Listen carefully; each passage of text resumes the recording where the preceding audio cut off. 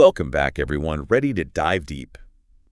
Today, we're exploring the psychology of color, but not just, the basics. Right. We're going beyond what color is and getting into what it does to us. Absolutely. Yeah. Our source today is a really cool YouTube video I found. It's from DepreArtistas, two artists who break down how color impacts our emotions. And, how artists and filmmakers use that to their advantage. Mm-hmm. Have you ever noticed how certain movie scenes just hit you right in the feels? Yeah. Or how a painting, even with no figures in it, can still make you feel, melancholic? Oh, totally. Well, the answer might be in the colors. It very well could be. It all comes down to what we call color psychology. And it's different from color theory, right? Right. Color theory is what you learn in art class, like which colors look good together. But color psychology is about the emotional and behavioral effects of color, like how it impacts us. So less about aesthetics, more about the message. Exactly. It's about the emotional message that color sends. And what's so powerful about this is that it's used across the board, like in art, film, branding, everything. Oh, yeah, I never thought about that. You see it everywhere, think about how certain colors are used in marketing to get certain feelings out of consumers. Like fast food? Well, yeah, like fast food chains. Why do they always use red and yellow? To make you hungry. Yeah, so you buy more. But there's actually science behind that. Is there really? Yeah, studies show that red increases your heart rate and makes you feel like, ooh, gotta get it now. Oh, wow. And yellow stimulates your appetite. So it's like this sneaky combo to get you to buy. Wow, I never realized that. It's all subconscious. So sneaky. Totally. Okay, so let's get into some specifics. What are some of the emotions and meanings associated with, the different colors? Okay, sure. I know the DepreArtistas video said that the meanings aren't always, fixed. Right. And that context really matters. Yes, exactly. The context is huge. They use the example of red, right? Which can be love and passion, but also danger, anger, violence. It's true. Red has quite a range. Yeah, it can be like a cozy fireplace, but then also a stop sign or a horror movie. Yeah. And that's how it is with a lot of colors, like blue. Right. Usually it's calm and peaceful, like blue skies, calm waters, Yep. peace and stability. But it can also be, sad. Like feeling blue. Yeah, exactly. And Picasso's blue period is a great example of that. He only painted in shades of blue for years. Wow. And it reflected his mood at the time, which was somber, difficult circumstances. I see. So were there any of the color associations from the video that surprised you? Or any that really stood out to you? What I think is really fascinating is how many of the color associations we have are both innate and learned. Okay. Take green. Yeah. We instinctively think nature, growth, life. Yeah, probably because, evolutionarily we needed plants. But then there's also cultural meaning on top of that. Right. So green can be good luck in some cultures. And then in other cultures, it means envy. Oh, wow. Or even sickness. Really? So it's not just the color itself. It's how our culture or our personal experiences shape what we think about it. Yeah, that makes a lot of sense. And that's when art gets really interesting. Absolutely, yeah. Because the artists are using these shared associations, but also personal associations, to create an effect. Totally. DepreArtistas brought up Van Gogh, which is one of my favorite. Yeah, great artist. And they talked about how he used color to express his inner world, which could be pretty turbulent. Yeah, Van Gogh is the perfect example of using color to show raw emotion, not just to show what something looks like. And in his paintings, the colors are alive, just swirling with energy. They really are. I remember seeing a Van Gogh exhibit, a few years ago now, and just being blown away by how vibrant they were. The colors were just pulsing. It's true. And one technique he used was impasto. Where he put these thick layers of paint on the canvas so it wasn't just flat. Oh, so it's textured. Textured, yeah. Almost like a sculpture, So it was he was sculpting with the color. That's cool. And he was also a master of using complementary colors, which are opposite each other on the color wheel. So to create that tension and vibrancy. Oh, okay. His starry night, the swirling blues and yellows. It's just amazing to look at, but it makes you feel kind of anxious too. Yeah, there is something a little bit unsettling about it. Do you think his mental state played a role in how he used color? Oh, for sure. If you read his letters, you can see that he was very aware of how color affects people's emotions. Makes sense. He thought yellow represented hope. Hope, okay. And divine light. But then blue was melancholic. Interesting. Yeah, a melancholic beauty. That makes so much sense when you look at his paintings. Yeah. He was painting his soul. Yeah. And speaking of artists who explored the spiritual side of color, we have to talk about Kandinsky. Oh, yeah, Kandinsky. Yeah. Now, there was an artist who really pushed the boundaries of color. He really did. He's considered a pioneer of abstract art, and his work really shows how color can make you feel something without needing any recognizable, like, shapes or figures. I see. He thought colors had, like, a spiritual resonance, Oh, wow. and he called it clang. Basically the idea that each color has its own energy, like it vibrates. So he was trying to, like, create visual music Yeah. with color. Exactly. He wanted his paintings to resonate with your soul. So you wouldn't need, like, a picture of something to understand it. I see. And he had all these ideas about which color combinations created specific spiritual and emotional effects. Like, he thought yellow was earthly joy, Okay. and then blue was more celestial, spiritual. Yeah, that's deep.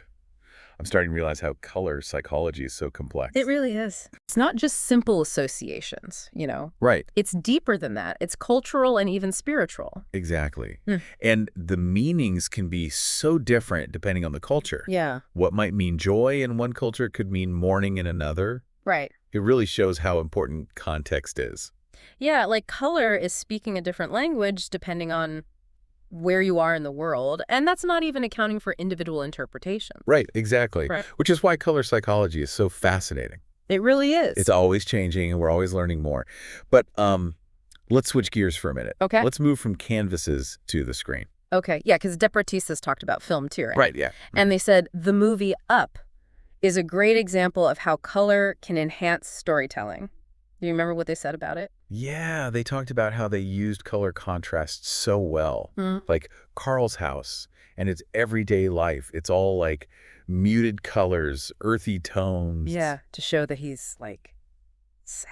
Right, sadness, Right. stagnation. Yeah. And then you have those balloons. Balloons, yeah. So bright, full of life and energy, and they represent, you know, his yearning for adventure for Ellie. It's such a powerful visual metaphor. The balloons are like carrying all his dreams. Yeah, up and away. And the filmmakers use color throughout the whole movie to show, you know, how he's feeling. Okay. Like when he's remembering his life with Ellie, the scenes are all warm and nostalgic. It's Yeah. like you don't even need words to understand him. It's true. It adds this like whole other layer to the story. So powerful. So DepreArtistas also mentioned the contrast between Spirited Away and My Neighbor Totoro. Oh, yeah, both Studio Ghibli, but so different. Right. What were they getting at there with the colors? Well, they were showing how color can set a mood or an atmosphere. So in Spirited Away, the spirit world has all these rich, saturated colors. He does. But there's also, like, this darkness underneath it all. It's a little bit unsettling. That's true. That's a good way to put it. So you get that sense of magic and wonder, but also danger. Yeah, like a little bit scary. Exactly. Now in Totoro, they use a way softer color palette. More natural. Uh-huh. The colors are still vibrant, but it feels warm and peaceful, like nature. It does. So it's like the color palettes show the different themes of the movies. Yeah, I think so. Because Spirited Away is about confronting fear, and Totoro is more about, like, innocence and the beauty of nature. Exactly. And that actually leads to another point they made about how you can use color to develop characters. You see this all the time in movies and TV. Oh, yeah, like the hero wears bright colors, the villain wears dark colors. Right, exactly. But it can be more complex than that. Carrot. Yeah, like think about how a character's colors might change as they change. Oh, yeah. Like maybe they start out wearing dull colors because they're not confident. Uh-huh. And then as they grow, the colors get brighter. Oh, that's interesting. So it's like their internal journey is reflected outwardly through color. Yeah. It's a subtle way to show change without relying on dialogue. That's really cool. This makes me think about how much we don't even notice color in our everyday lives. It's true, it's everywhere. It's everywhere, yeah. And it's affecting us all the time. But we don't really think about it. Not consciously, no. So the more we understand color psychology, the more we can understand how it's affecting us. Exactly. You can become aware of those influences and maybe even use them to your advantage. Oh, interesting. Yeah. So it's not just about art and film. Right. It's about, like, our daily lives. Exactly. Think about marketing and branding. Uh-huh. Color is so important for creating a brand's image and, you know, getting people to buy things. Yeah, like certain colors are used for certain industries. Right, exactly. Like healthcare uses a lot of blues and greens. Yes, because Huh. those colors make people feel calm and trusting. Oh, And studies show they actually reduce stress and make people feel better, which is perfect for healthcare, right? makes sense. And then you have your bold colors, like red and orange, that are used in the food industry to, make you hungry. To get you excited to eat. Exactly. They're tapping into our subconscious. Wow, so sneaky. I know, but that's color psychology in action. It's understanding how color affects behavior and using that knowledge to do, well, whatever you want to do. This is blowing my mind. I feel like I'm seeing the world in a whole new light. Literally. Yeah. But that's just the beginning. There's so much more to color psychology. So where do we go from here? Like for our listeners who want to learn more, what are some key takeaways? I think the most important thing is to just start paying attention. Notice how color is used in your daily life. Like, what colors do you see in ads or product packaging or even in your own clothes? And like, how do those colors make you feel? That's a good challenge.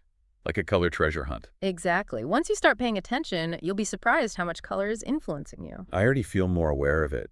And it's kind of freaky to think about how it's messing with my mood, It's fascinating though, right? It is. It is. It's like it opens up this whole new perspective on the world. You start to see things differently. Yeah, I get that. So it's not just about knowing what colors mean. Right. It's about being mindful of how they affect you. Yes, exactly. And that can lead to some really cool discoveries. I bet. Okay, I think we've officially peeled back all of the layers of this colorful onion. I think so. But before we wrap up, I'm curious about one more thing. Okay. We talked about how color can make us feel things, even affect our bodies. Right. But what if it goes the other way?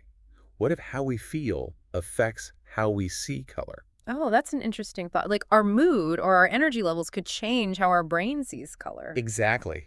Yeah. Like maybe when you're happy, the world seems brighter, Yeah. more colorful. Uh-huh. And then when you're sad, everything looks dull. That's a really cool idea. And, we already know that our emotions can affect our senses in other ways. Oh, yeah. Like how? Well, like food can taste different depending on your mood. That's true. Or music sounds better when you're in love. Yeah. Yeah. So it makes sense that our emotions could be like a filter for how we see color. So our feelings are like changing our experience of the world. Exactly. So, yeah, maybe color perception is also affected by how we feel.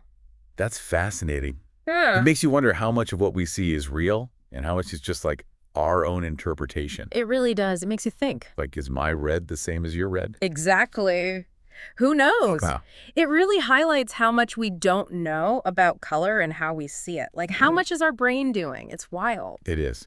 Well, I think we've officially gone down the rabbit hole today. Yeah, I think so.